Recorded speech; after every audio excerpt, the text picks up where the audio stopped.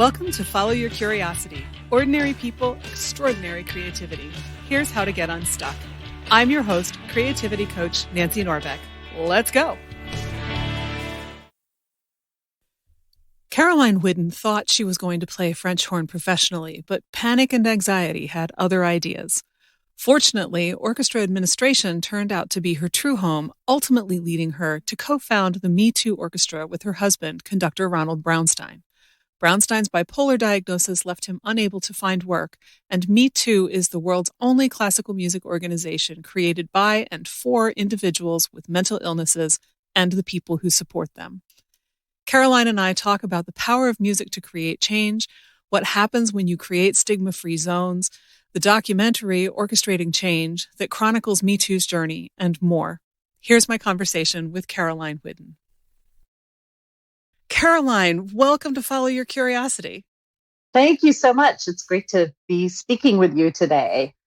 So I start everybody off with the same question, which is, Were you a creative kid or did you discover your creative side later on?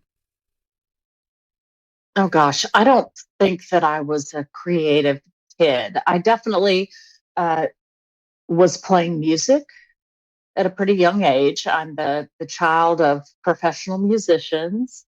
So me and my brother and my sister, we all started piano at a young age. I played the flute, I played the violin, finally settled on French horn. So I was musical, but I hesitate to say that I was creative.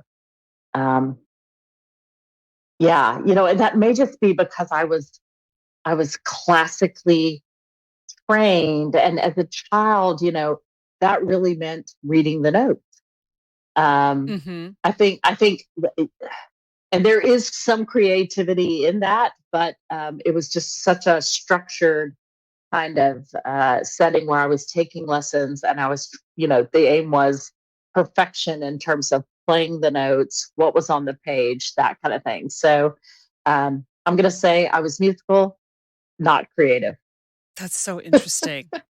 Because my gut instinct is to say that every kid is creative, but you have a really good point about that kind of classical training and the focus on, getting everything right that I had not really thought about before. That's really interesting. It's something I think about a lot. I think in part because I kind of regret the fact that I never learned how to improvise, that I'm not even a great sight reader. I can't just sit down at the piano and do a bunch of chord changes. Like all of my musical education was about learning the notes on the page. Yes, there was room for interpretation. But very often I felt like that was so strongly guided by my teachers that there maybe wasn't even that much room for me to insert myself into that. And I never really felt like I had such a strong musical voice that I needed to do that, honestly. I mean, I think, it's one of the reasons why I'm not a professional musician these days. I play for fun. I try to hit the right notes. And I think generally speaking, I think I'm more creative now as an adult in my administrative work, in my, vision work for my organization, than I am perhaps as an artist otherwise, just if that makes sense.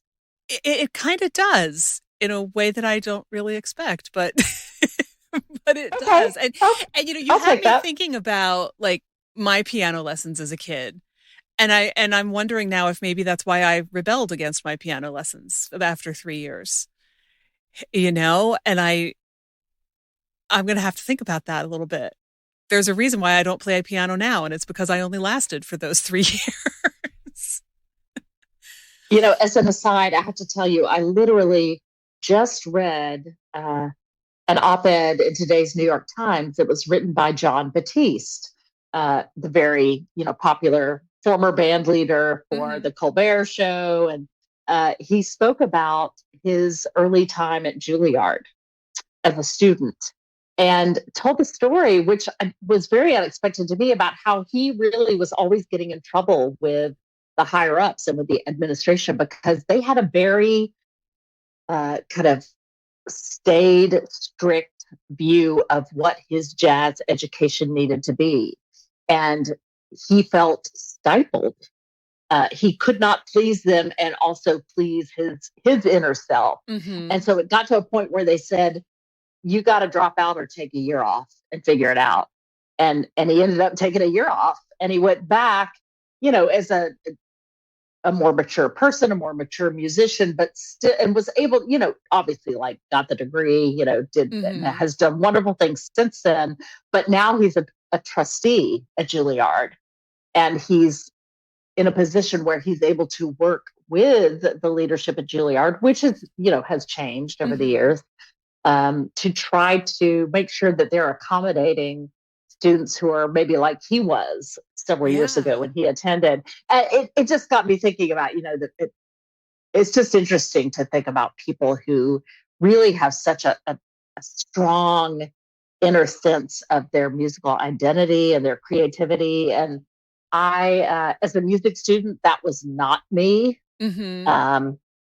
I was definitely someone who just kind of went within that strict kind of vision of what my teachers in my school, expected for me. And I think, I had a great education, and I love the fact that I have all this, very wonderful music training in my background, and that I can enjoy playing some music today. But my heart really is in administration. And I do think there's a certain amount of creativity that, maybe it's just me. I think of creativity and the arts automatically, but I think there's creativity in fundraising and marketing and strategic planning and all that, everything that I'm so lucky to now be doing on a daily basis too. And I think that's where I found my creative voice. I think that there's creativity in everything, so I'm glad that you said that. Right. Agreed. Because we all default to the arts, but it's way more than just the arts. Right. Yeah. Yeah. So how did you said you landed on French horn. How did that end up leading into what you're doing now? I finished my bachelor's in French horn performance at the Easton School of Music, and I had a graduate assistantship. I was going to go on and get my master's, and basically had kind of a breakdown. I mean, I didn't end up hospitalized or anything, but at that time, I was soon to be diagnosed with panic disorder, anxiety disorder, and depression. And when I went to the school where I was going to get my master's, and had a big day of playing placement auditions where they decide, where they're going to place you in different ensembles and things. And it just didn't go well. And my nerves were shot, and what I didn't realize were panic attacks were just kind of swirling all around me. And my baby brother had gone with me to the school to kind of help me get moved in and stuff. And I remember looking at him at dinner that night and going, I don't think this is the right path for me. I don't think I can do this. And it was this huge realization that my anxiety was too overwhelming, and that it was maybe a little bit ridiculous for me to be pursuing a path in performance, which was, at that point, I just had to accept it was obviously exacerbating the anxiety and panic. So made this decision to drop that plan for the master's degree. And I went back home to Columbus, Georgia, moved back in with mom and dad.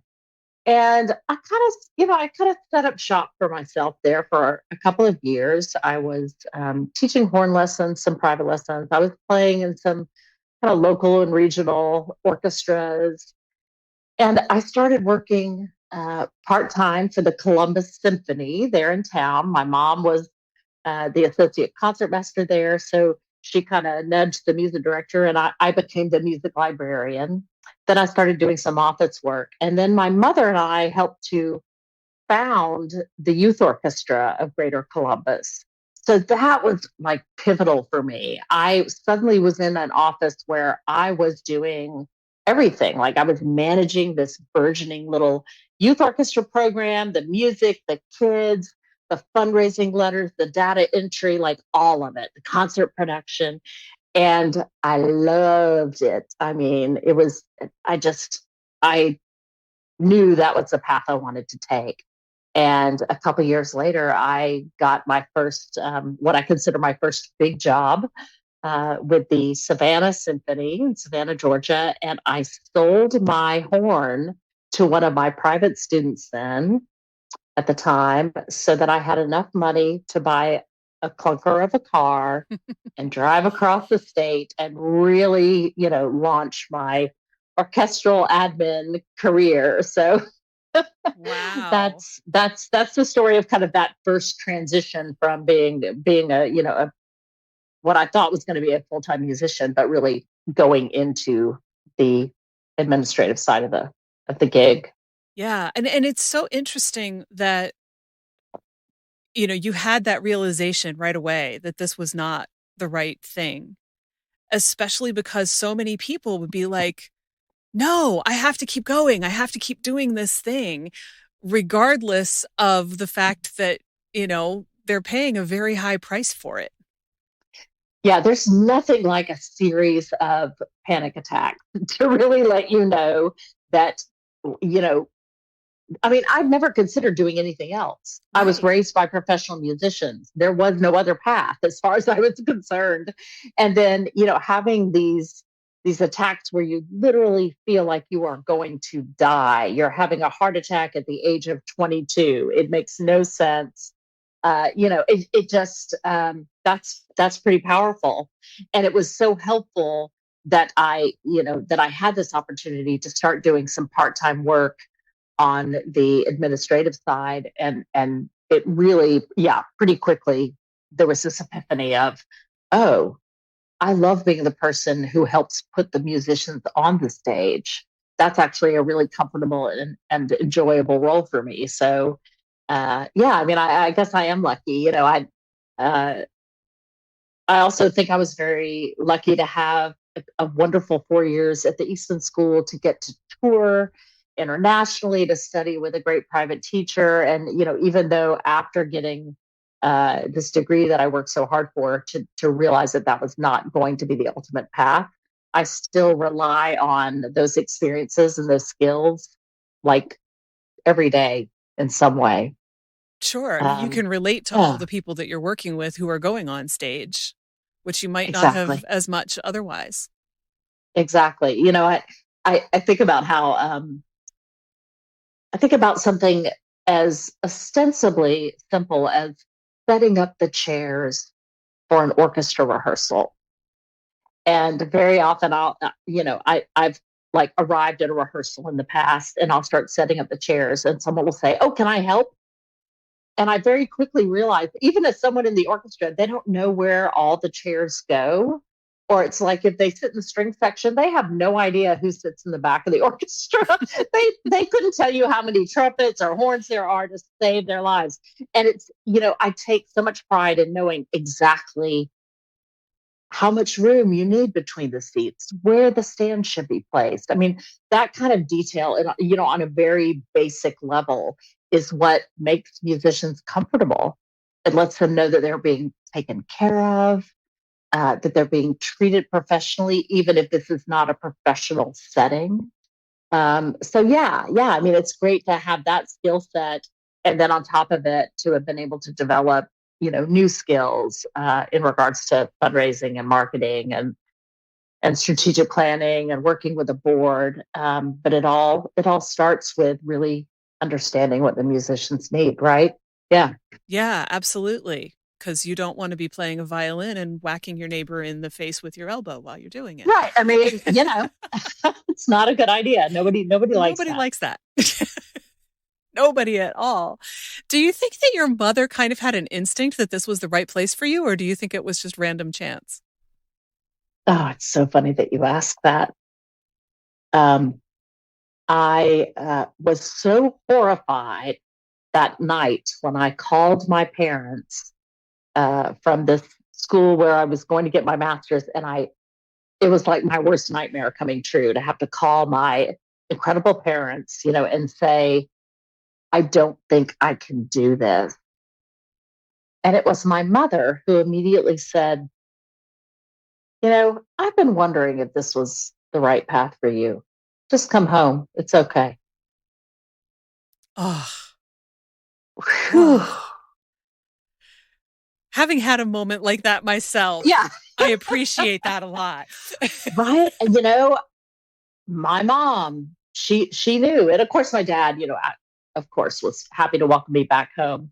But I will never forget my mother in that moment, just not skipping a beat and saying, it's okay, come home. Yeah. Yeah, that's what But you you need know when you what? feel like the world's falling apart. Yeah. You know what? My mother was a violinist, and she also struggled with depression and anxiety. So we never really talked about uh, in that moment whether or not she was perceiving that in me, but she definitely knew me well enough to know that maybe this just wasn't going to work out, and that was okay. That's fantastic.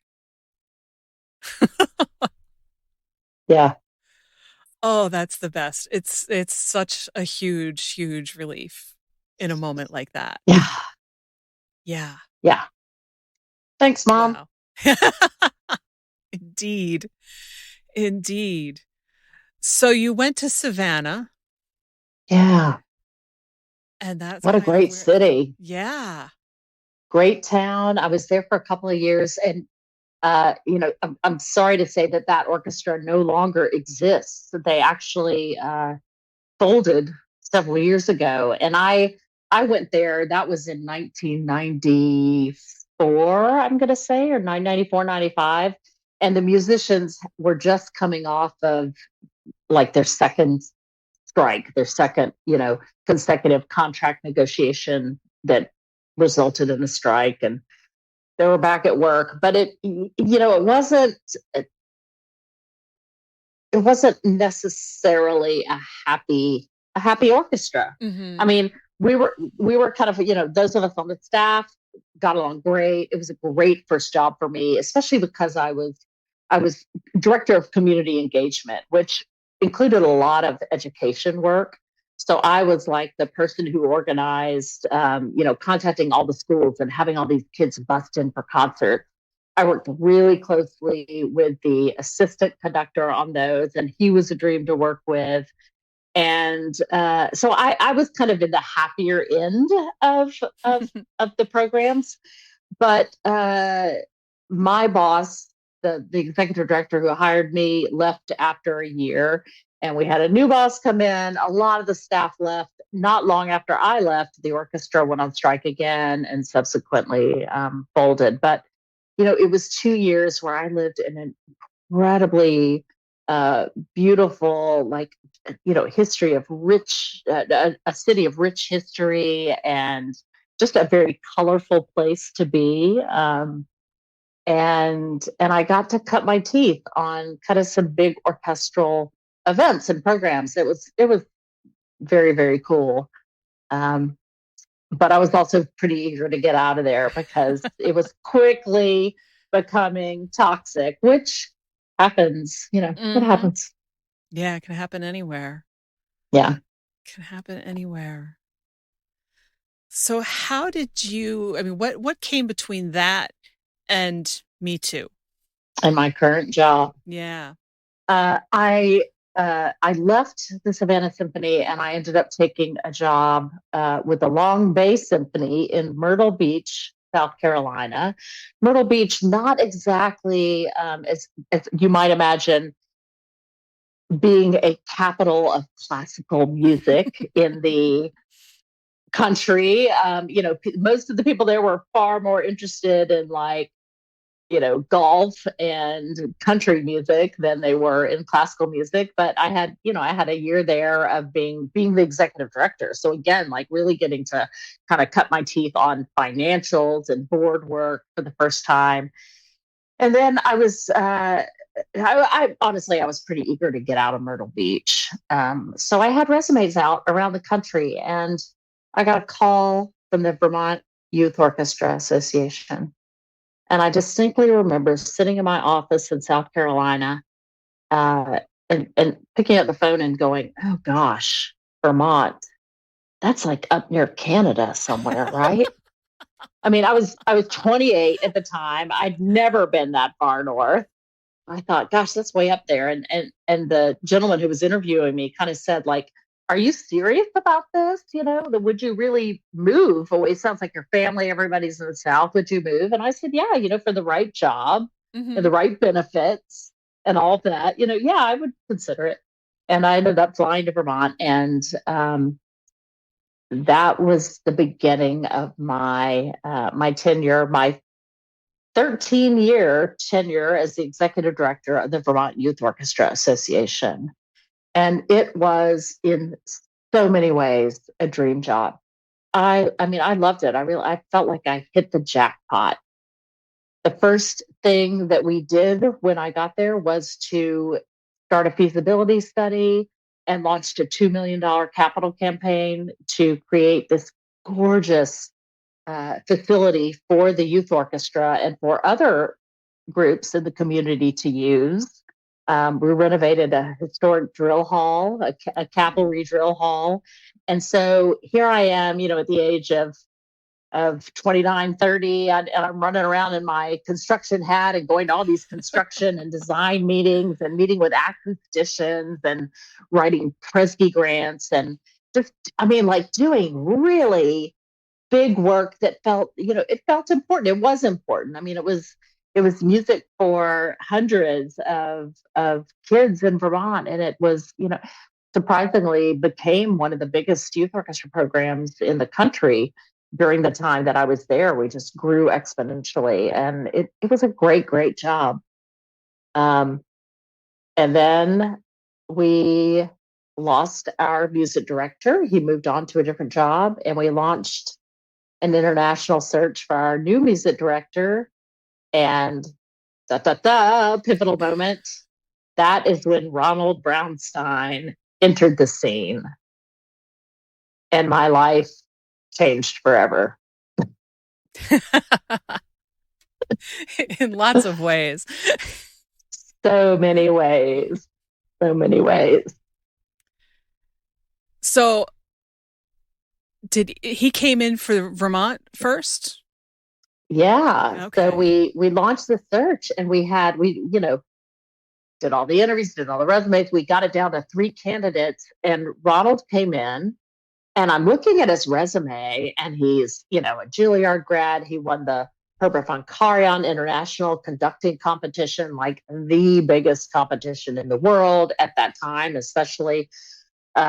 Gold medal. He'd guest conducted all over Europe. He went back and taught at Juilliard. He taught at the Manna School. And I'm thinking, oh my gosh, he's like in his mid-50s. I guess he's just ready to kind of get out of the city and come to Vermont, like a lot of people are, and obviously enjoys working with kids. He'd done that at Juilliard and the Manna School.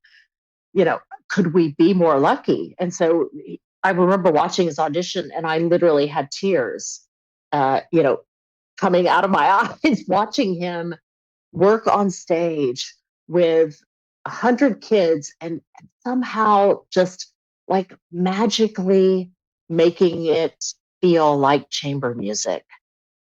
He transformed the sound of these kids over the course of 15 minutes from something that was already quite good into something that was just special.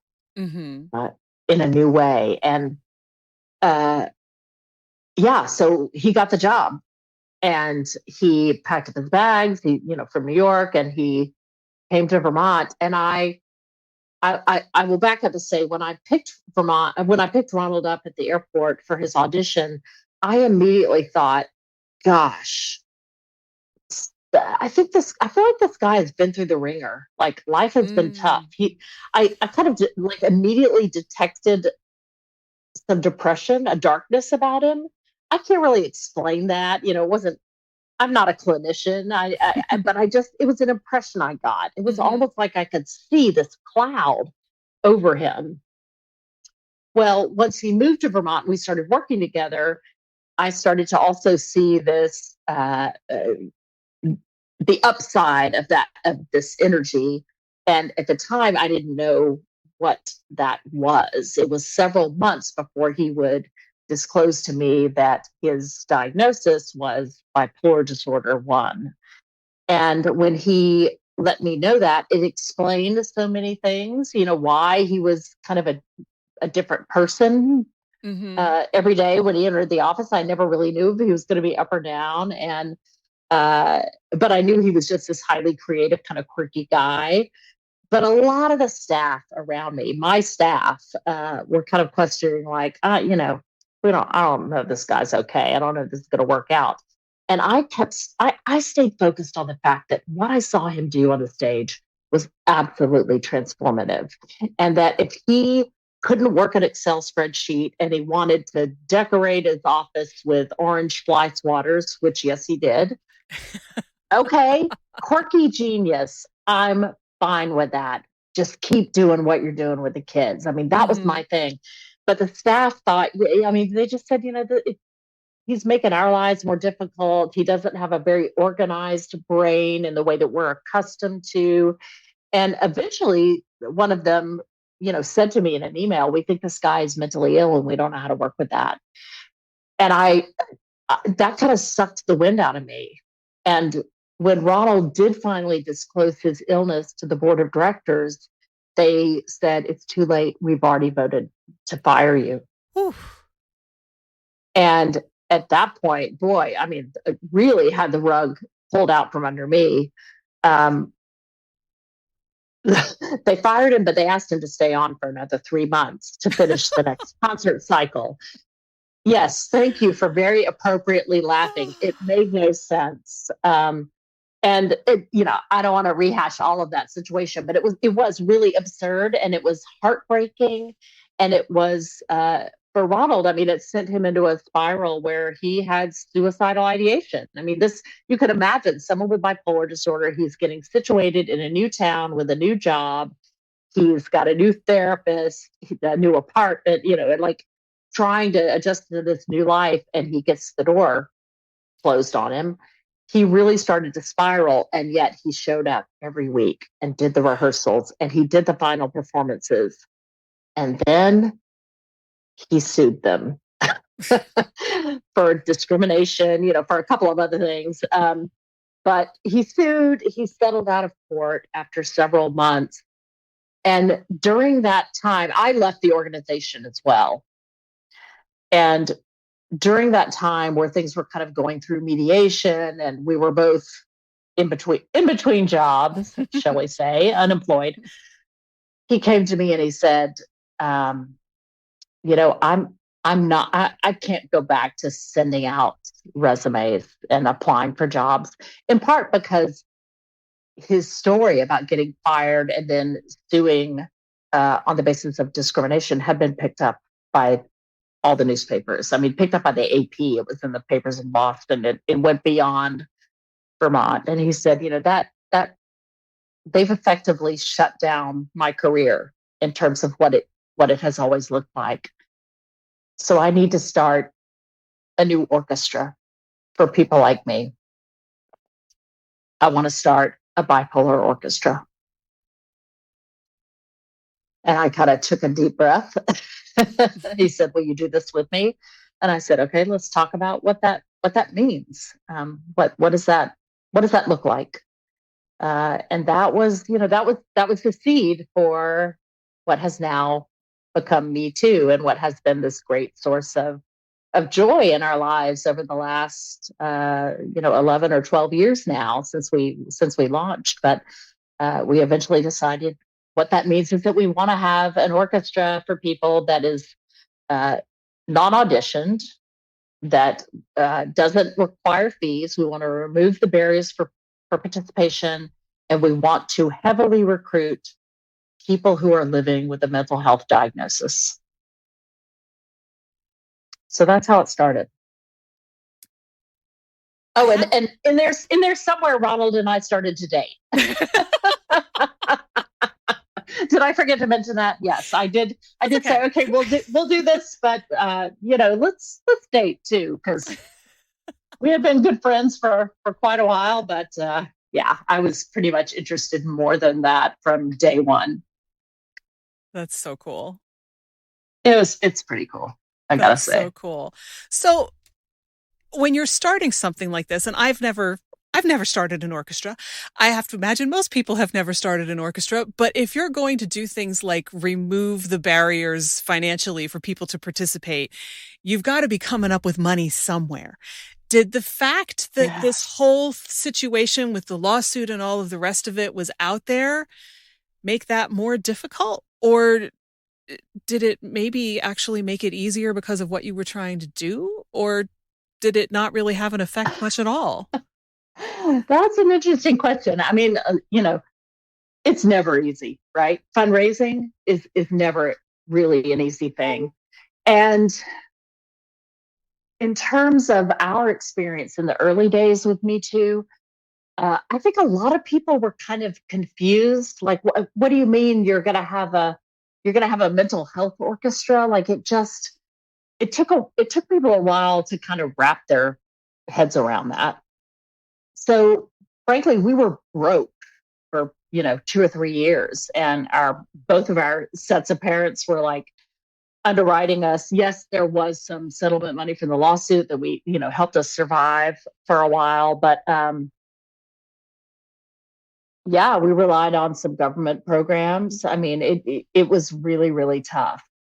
And eventually, yeah, I had started an orchestra before. My mom and I back in Georgia had started this youth orchestra in Columbus, Georgia. So I knew all about establishing yourself as a 501c3 nonprofit. I knew about, building a board, how to do the kind of the basic fundraising tasks and all that. So we just implemented it, and it's just taken time. And now looking back after 12 years of this work, like it's kind of incredible to me the way it's grown. In some ways it's felt so painfully slow, but in other ways I look at it and I'm like, wow, we've accomplished so much over the years. But it was difficult in the beginning, for sure. I mean, we didn't have like a big lump sum of money to start the program with, and yet we still felt like we can't charge people money to be in this thing. I mean, first of all, the whole idea, we didn't know if anybody was going to come to that first rehearsal anyway. Like, really, are people gonna come out and say, sure, hey, I'm depressed, I want to join your orchestra? And yeah, they did. Like, I mean, that was kind of the amazing thing, was that, we started getting emails. The first 2 emails that I got from people who were expressing an interest in the first rehearsal for this orchestra, for the Me Too Orchestra in Burlington, Vermont, were from young men who had been in the youth orchestra a few years prior. And now that they were in college or just out of college, they had recently been diagnosed with bipolar disorder. Wow. And they said, Caroline, remember me? I knew you, a few years ago in the youth orchestra. Yeah, I got bipolar disorder, and I'm really interested in what you and Mr. Braunstein are doing. Could I, send me some more information? And I just thought, man, like they missed the boat at the youth orchestra. Like I remember trying to sort of say to them, like, are you kidding me? Like we've been over backwards in our setting to accommodate and support and love our students who are struggling, whether it's, ADHD or, learning about their sexuality or, anorexia. I mean, there were so many examples of kids that we saw who were growing up and needed the adults around them to support them. And yet when a grown man in his 50s said, I need some accommodations, I need support, people said, nope, forget it. I mean, what's that about, right? There is a thing about that, though, right? Like once you're a grown-up, you're supposed to just have it all together.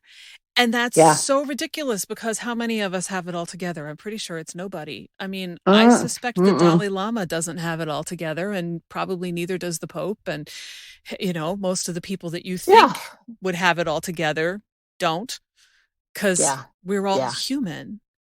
But yeah, we have this weird idea that if you're an adult, you're supposed to be able to put on the mask and be what you're supposed to be. Right. And yeah.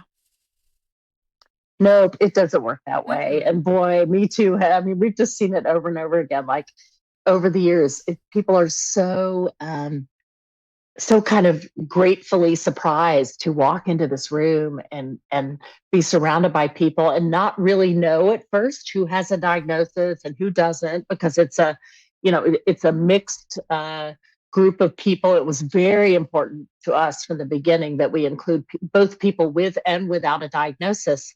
And I'll tell you, it's because I had that voice in my head of my staff members saying to me, we think this guy has a mental illness and we don't know how to work with that. Mm-hmm. And I thought, I mean, that's, first of all, I just couldn't, I couldn't understand that. It was such a ridiculous thing to say. But then I thought, for so many people, they might be thinking that, but it's just because they don't know that they're already working with people who have mental illness. Right. I mean, I don't care where you are, in your church, in your doctor's office, in your office, in your family reunion, like, you are communicating, working with people who have mental illness.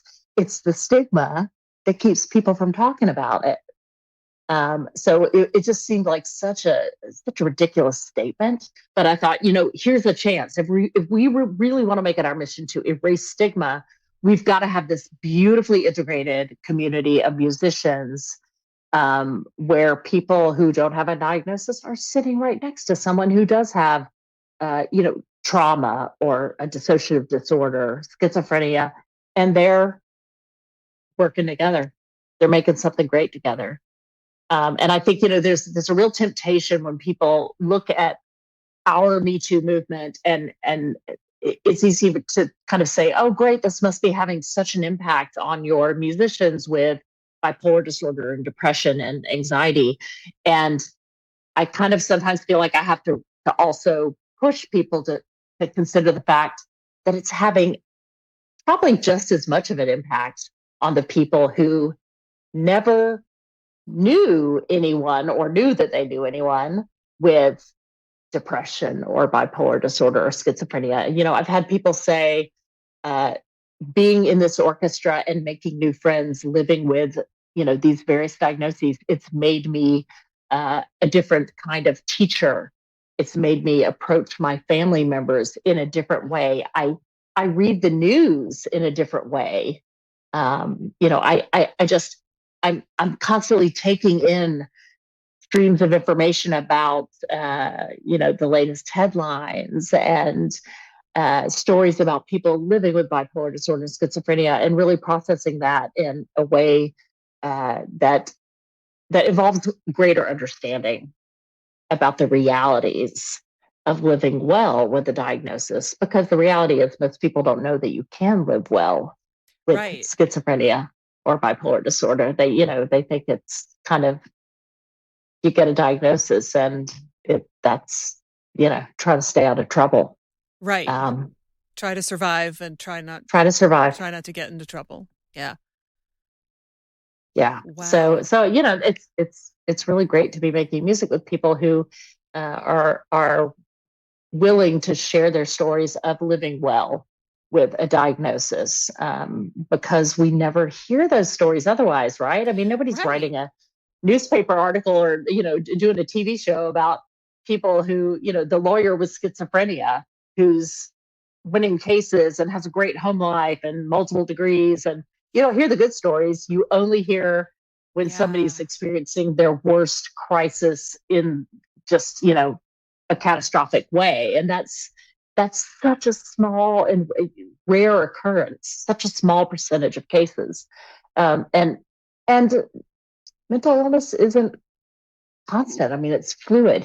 People have good days, people have bad days, and we try to make room for all of that within our orchestras and ensembles, within our new chorus. I mean, we're expanding and trying to include more people, and it's just, I can't imagine.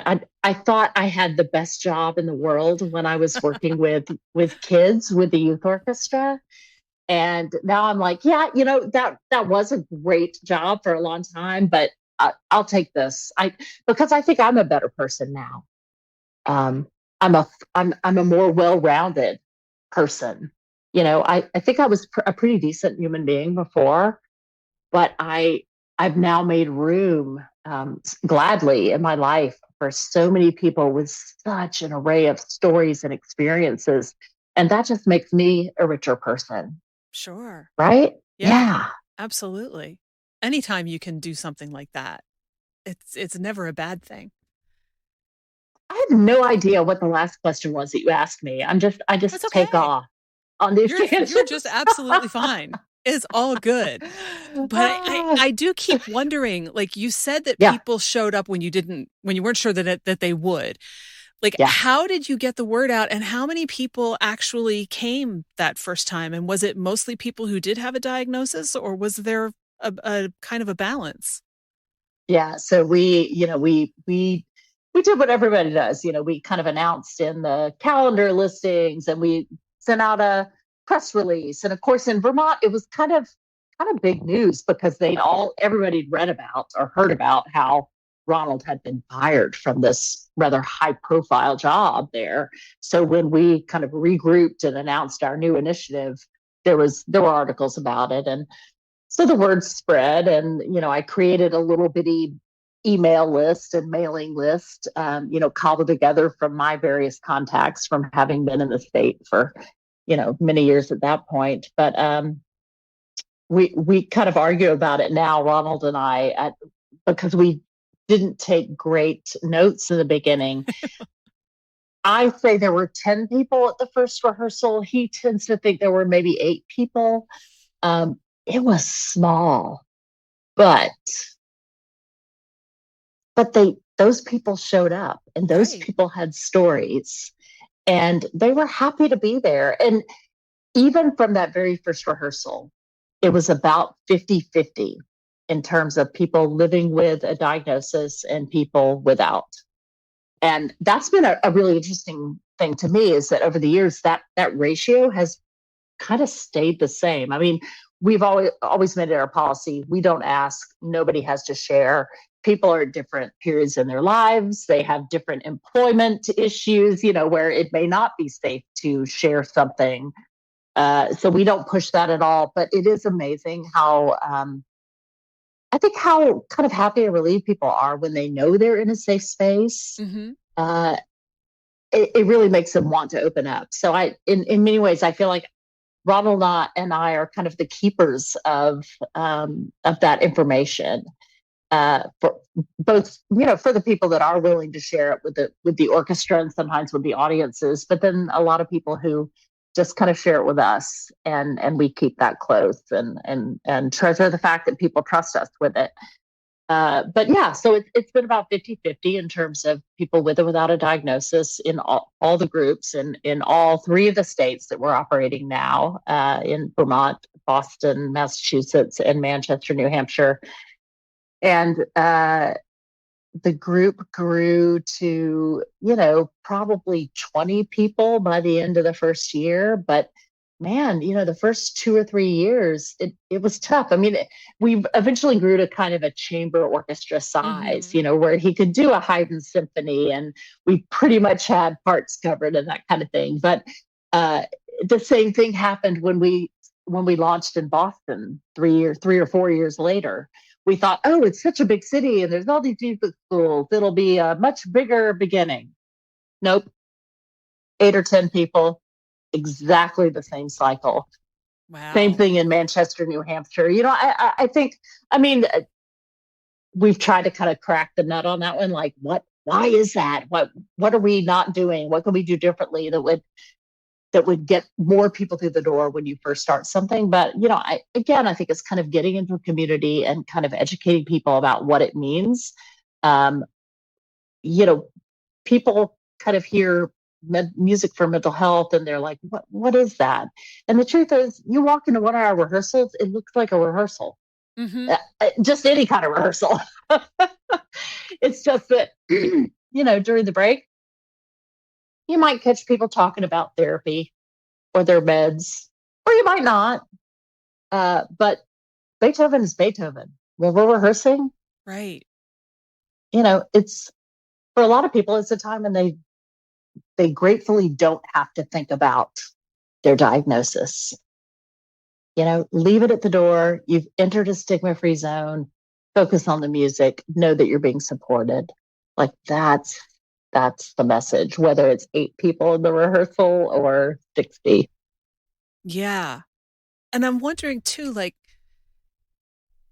I think that there is something really powerfully curative about music, but I'm also, I'm kind of imagining all of this and thinking how much of the effect of this program on the people in it is the music and how much is the environment that you've created. And of course, then there's also the fact that they're around a population that they might not interact with.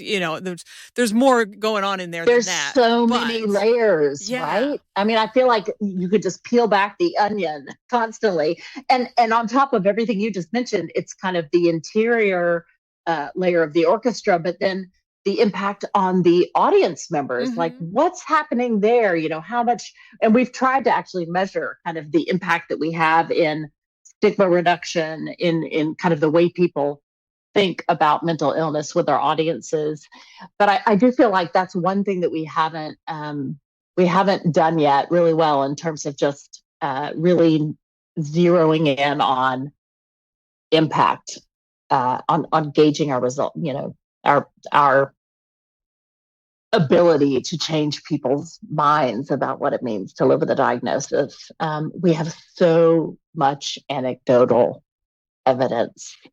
And you mentioned kind of the science of music and how, there probably is someone who I'm sure there's someone who could tell you how playing Brahms affects your brain and makes you healthier. And, Ronald and I just kind of said at the beginning of this journey, look, we're classical musicians. We're not therapists. We've been in a lot of therapy.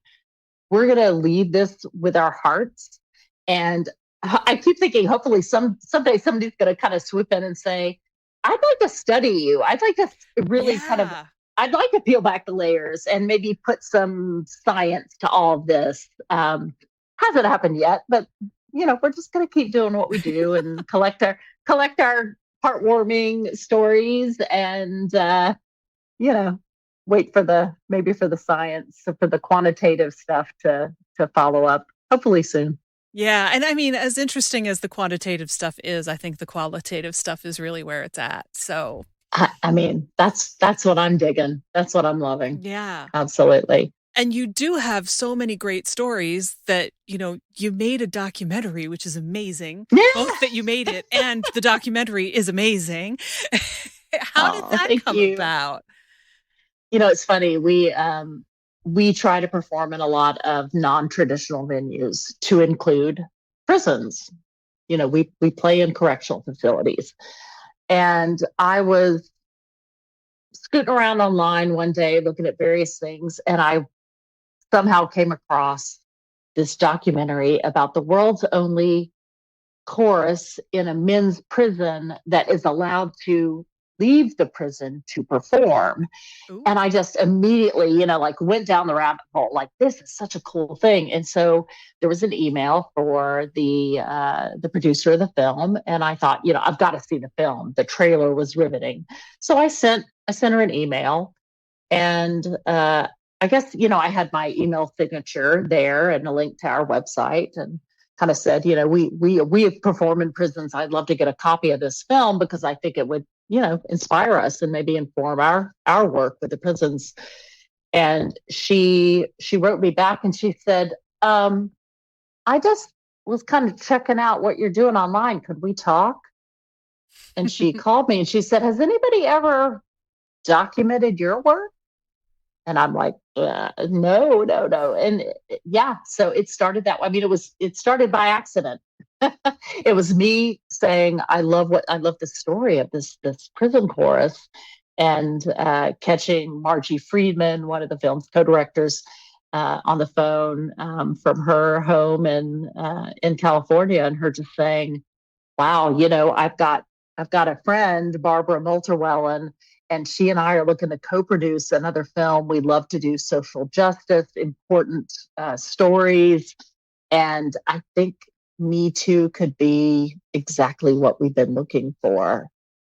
And yes, yeah, so they spent 3 years kind of flying in and out of Burlington, Vermont, and Boston, Massachusetts, and following some of the musicians, in and out of rehearsals, and a lot of time in our small apartment and in our car, and just capturing the stories, and yeah, it has been really fabulous to have that part of the growth of Me Too documented in that way, and still being shared. I mean, we're still doing screenings like all over the country with college campuses, with mental health groups, kind of continuing to share our stories, and that beautiful film. Yeah. It's a totally amazing film, and it feels unfair to tell people that they should watch the documentary for the stories. I think we should tell a story or two if there's one or two that come to mind that you'd like to share. Sure, sure. Well, the film is called Orchestrating Change, and it takes a pretty good dive into Ronald's history. His journey through Juilliard and conducting through Europe, and then founding Me Too. But I think also part of what's so compelling is the way the filmmakers followed some of the key musicians in the orchestra. One of the musicians who's featured is Dylan. And Dylan, at that time, was a bassist in the Burlington-based Me Too Orchestra. And we see Dylan playing in rehearsals, and then we kind of follow Dylan as he is hospitalized and actually goes back into the correctional facility. He got into trouble. Dylan has, to this day, has ongoing issues with substance misuse, and not always making the best choices about who he's hanging out with. And so, in the film, we see him actually getting released from prison and coming back to rehearsal. And I was so glad that they were there, that the filmmakers were there to film that scene where he comes back into the rehearsal. Because, I used to kind of beat myself up over the fact that we can't really keep our musicians from getting sick, mm-hmm. or maybe landing in a correctional facility. It's one night a week. There's a limit to the impact we can have on their lives. And I felt really guilty, like somehow we let him down, that this happened to him, and that it's happened to other people where they're in the hospital and whatever. Like, what more could we have done? And now I think more about how we bring people back, how we become the safe landing place. And I was so glad that they filmed Dylan coming back to the orchestra, and the warmth of the musicians who were so happy to see him. And, we all learned so much through that process about what it means to kind of re-enter after being in a facility where you haven't been able to be hugged, mm-hmm. in months. The toll that takes on a person. Again, peeling back that onion, there's just so many layers to what we're all learning about each other, learning about our mental health systems, our correctional systems. Who knew orchestral work could take us, into these kinds of discussions? But yeah, so I think that that journey in the film, being able to follow Dylan, kind of during the good times and the bad, was really was very important. A story that needed to be told. And we also see Mark, who's one of our clarinetists, who,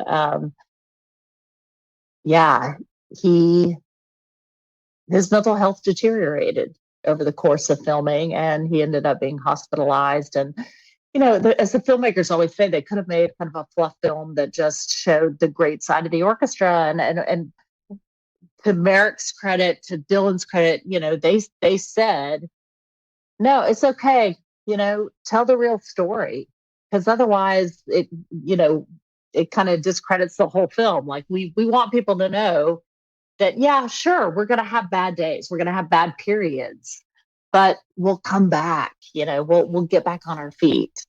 And yeah, I mean, I'm just so glad that you found the film compelling, and that we've gotten such good feedback about it. Honestly, for Ronald, for me, for the musicians, we're just kind of doing what we do. And it was just really like so fortunate that these incredible women, these filmmakers in LA said, yeah, we think this is worth documenting, and eventually got it on PBS. It's incredible. Yeah. Is it streaming anywhere that people can find it on their own? There is a site where I think you can pay like a small fee to stream it now. If you go to the website, orchestrating change, thefilm.com, all the information is there about streaming, about, purchasing a DVD, all of that. So, that's the best source for information. Well, I'll put that link in the show notes, because I really hope that people will go watch it. I think that it's eye-opening just to watch it, even though I know that's not the same as actually participating in it. It's just, I don't know if uplifting is quite the right word, because like you say, it's not fluffy and everything is wonderful. And yet there's just something about it that is so human and so deep. And I hate to keep saying amazing, but it's the word that keeps coming to mind. Oh, I like so human and so deep. I mean, that is, that's beautiful to hear. It is. I mean, it's something that I would never have thought that it would exist in the first place. But then to watch the story, see Ronald's story, and see how that turned into this is just, fascinating and inspiring, also in the sense of, I hope that somebody who's watching it will come up with an idea to do their own thing that goes out and does something that also has this kind of impact. Just because you watch it and you think, oh, hey, there are other things that we could do, that I hadn't thought about before, that maybe, somebody can start something else, a different kind of program, but something that has the same kind of intent. That there is music, that you don't have to be a total perfectionist who never gets nervous and never struggles with anything in order to perform, in that environment. Yeah, right. Well, and one of the things that we talk about when we do screenings of the film and we have these panel discussions is this idea that we've somehow, managed to create a stigma-free zone in our orchestras, in our chorus. But why can't we create stigma-free zones in other places? How is this idea, just take it and apply it to wherever it's needed? What, your knitting circle, your book club, your, whatever, like your office. Take it to the places where you exist, including your office. Right. I mean, it becomes so clear that it's like, the stigma is really not necessary. Right. Yeah. The stigma comes from places that aren't helpful. And it's just not necessary. We talk a lot about the power of our signage. We put up signs when we perform, when we rehearse, that say you are now entering a stigma-free zone. And the musicians talk about how that's, there's kind of two sides to that. Like, one is that you see that sign and you remember you can relax. You're in a safe space.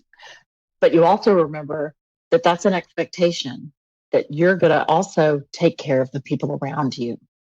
So it's like the gut check on two different levels. And, at first, Ronald and I were kind of modeling the behavior that we kind of wanted to see in other people. And now, I mean, for years now, I've seen that just modeled right back at us. It's not like we have to kind of set the example. People know what that means when they are in a Me Too rehearsal or performance. And, I just feel like, yeah, why don't we see that sign in other places? Yeah. Gosh, what if church was a stigma-free zone? Ooh, can you imagine? And I'll say that, as someone I grew up down south where church was really churchy. And I think a lot of my anxiety disorder honestly was kind of kicked off by some of the stuff that I learned in my church growing up. And boy, it was not a stigma-free zone. More recently, I've been in physicians' offices with my husband, again, who has bipolar disorder, and they were not stigma-free zones. I've seen him get talked down to by physicians because of, and clearly it's because of his diagnosis, or because he presents as someone who is, not, his brain is not typical like mine. He's an atypical thinker. And, it's when someone kind of goes to tell me the information rather than telling him as a patient or as the person that they're serving. And yeah, this is a stigma-free zone. Let's do better. It needs to be said in so many settings. Yeah. And I feel like it's just, there are so many excuses that we have to forget that other people are people. Whether it's mental health or, different religion or somebody who's been in prison or whatever it is. The invisible conditions. Right. In addition to all of the visible ones that we also use as excuses. Exactly. Well, yes, exactly. As we see in the headlines every day anymore. Every single day. Yeah, it's like there are so many excuses to just forget the fundamental truth that people are people. Yeah. And I think, we all have bad days. I'm certainly, I can have a shorter fuse on some days, but I like to think that, if needed, I will remember, my core humanity and express that in a good way. So that's something we're working on constantly, through music, through bringing this diverse set of people together with a common goal, playing music, and then also listening to each other's stories and practicing being good humans. Yeah. I mean, I think that is amazing. And the fact that you have managed to start 3 different orchestras. Is there going to be a 4th? Will they be everywhere? So I'm sitting down this summer with my strategic planning committee for my board of directors, and I won't rule out a 4th. As we look to the next 3 years, it's awfully tempting to say, how do we just continue to expand especially in New England, where it's, we hear from people all the time that want some sort of Me Too program close to where they are. And it's a bit of a challenge to duplicate without us having, funding and being kind of on site and that sort of thing. But, right now I'm thinking our burgeoning little orchestra in Manchester, New Hampshire, once that has gotten just a little bit more traction, in a year or two, it would be really easy to do what we did in Vermont, where we hired a new conductor, a new manager, people who are so talented and so just connected to the mission and vision of this group. We could put a team in place in Manchester, and who knows, maybe Ronald and I start hitting the road down to Rhode Island every week, and starting there. Or maybe that next startup is another chorus. We've gotten so much joy this spring from just having a kind of a short startup season of our first choral program, and seeing how that really, that eliminates yet another layer of accessibility, because you don't have to know how to play the bassoon or the cello or the flute. You just walk in because everybody has a voice. So like that is just bringing us incredible joy to see even more people having access to music for mental health. And I think that's going to be a really important part of our vision for the future. Yeah. And as somebody who's been a choral singer her whole life, I'm so happy that you have a chorus. Well, it just makes sense, right? I mean, it had to be. It I had mean, to be. And we had to delay because of COVID. I mean, we were planning to do this a few years ago, but and now you can do, big choral symphonies and things like that too. Oh my gosh. Before. So don't even get me started. Yeah. It's going to be so much fun. Yeah. Oh, I'm so excited for where this is going. And I'm just also so happy that you exist in the first place. Oh, thank you so much. It's, it's a good place to be. We all love the work. We really do. Yeah. Well, I hope you'll keep us all posted on what you're doing if you start a fourth one or start another chorus or, branch out in other ways that people who are farther away can find a place there. Cause I think it's fabulous. So Thank you. Absolutely. Yeah. And, there's always info on our website, on our social media channels. Like people can always keep up with us. But, yeah, as I said, we're kind of gearing up for strategic planning. And this is what I love, like dreaming, it's when you really get to sit down and go, what are your ideas? How can we have an even bigger impact, engage even more people, and really, in our own small way, try to change the world for the better. That's exciting. You're definitely doing that part. So thank you. Thank you so much for coming and sharing this story with me today. Cause I keep saying the same things, but just because it's true, it's great. Thank you. It's so much fun to talk about it and to kind of revisit the past. So I appreciate having the opportunity to do that. That's our show. Thanks so much to my guest, Caroline Whiddon, and to you. Please leave a review for this episode. There's a link right in your podcast app. And in it, tell us about a time when being fully seen made a difference to you. If you've enjoyed our conversation, I hope you'll share it with a friend. Thanks so much. If this episode resonated with you, don't forget to get in touch on any of my social platforms or even via email at nancy@fycuriosity.com and tell me what you loved. And if you're feeling a little bit less than confident in your creative process right now, and you haven't yet signed up for my free email series on 6 of the most common creative beliefs that are messing you up, please check it out. It'll untangle those myths and help you get rolling again. You can find it at fycuriosity.com, and there's also a link right in your podcast app. See you there, and see you next week.